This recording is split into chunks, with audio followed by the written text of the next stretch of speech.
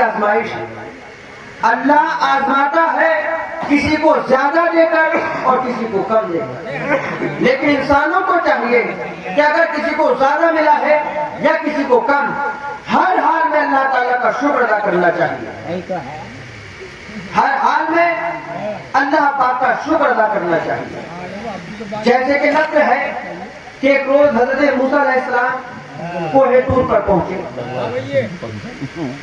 اب یہاں پر دیکھیے نا کہ ایک بندہ اللہ تعالیٰ کا شکر کس کس حالت میں کر سکتا ہے.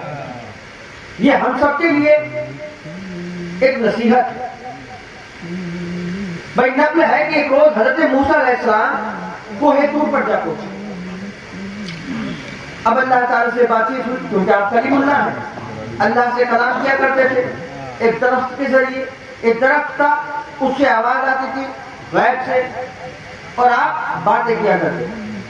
اور موسیٰ علیہ السلام کا کلمہ بھی یہی لا الہ الا اللہ موسیٰ کلیم اللہ.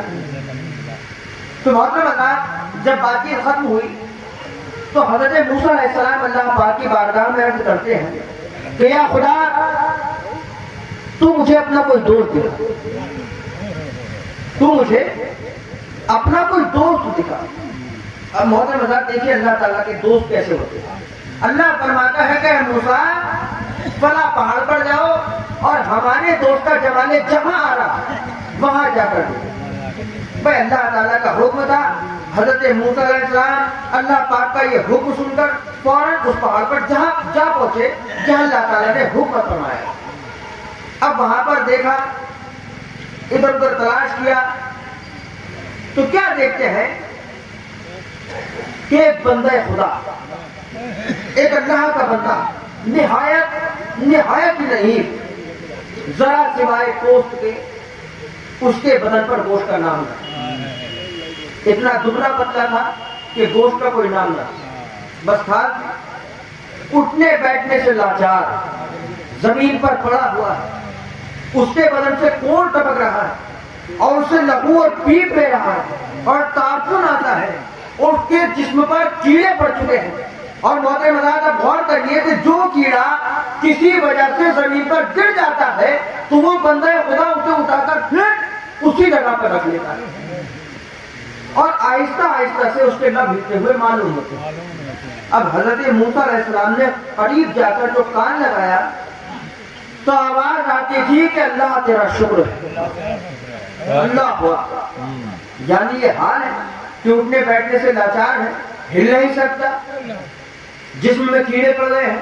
لیکن حضرت موسیٰ علیہ السلام نے جو آواز سنی اس کی تو کیا آواز آتی تھی کہ اللہ تیرا شکر ہے. اب حضرت موسیٰ علیہ السلام یہ سانہ یقین دے کر تڑپ گئے اور حضرت موسیٰ علیہ السلام نے اس کو سلام کیا.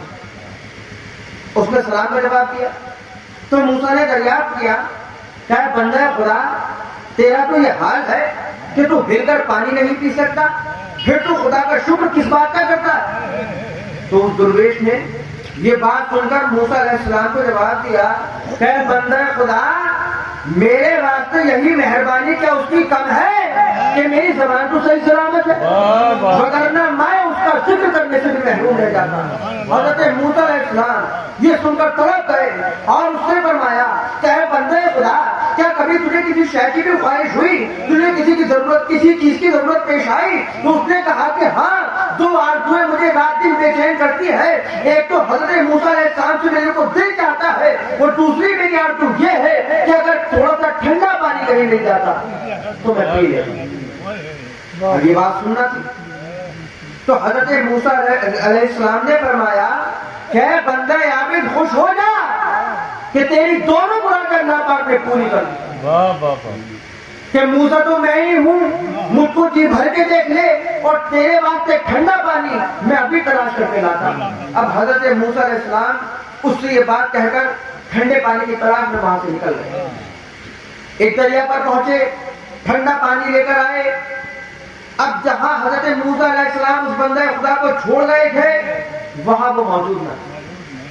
موسیٰ نے ادھر ادھر تلاش کیا تو ایک طرف دیکھتے ہیں کہ اس درویش کے جسم کے ٹکڑے ٹکڑے ہوئے، جسم کے ٹکڑے ٹکڑے پڑے ہوئے ہیں اور چیل کو اسے کھا رہے ہیں. حضرت موسیٰ علیہ السلام یہ سارا عجیب دیکھ کر گھبرا گئے اور کوہ طور پر دوڑے اور عرض کرنے لگے کہ اے رب پاکدار، تو عالم الغیب و شہادت ہے، تو ہی نے یہ کیا مطلب کیا کہ تو اپنے دوستوں کے ساتھ بھی ایسا سلوک کرتا ہے؟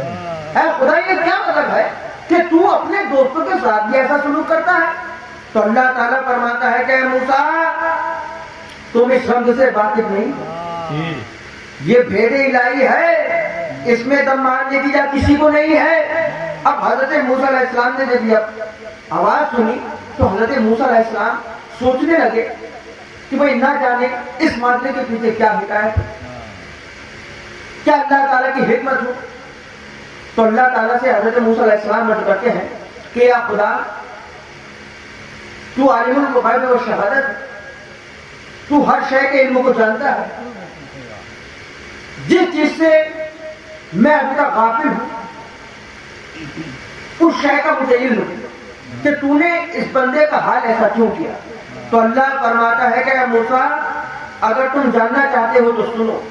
اللہ فرماتا ہے کہ اے موسیٰ، ہم اپنے خاص بندوں کو جلد اپنے پاس بلوا لیتے ہیں کیونکہ ہمیں محبت ان سے ایسی ہوتی ہے۔ اور موسیٰ علیہ السلام اب یہ بات سن رہے تھے کہ اتنے میں اللہ تعالیٰ نے ارشاد فرمایا کہ اے موسیٰ سنو، ذرا اپنی آنکھ بند کر کے دیکھو۔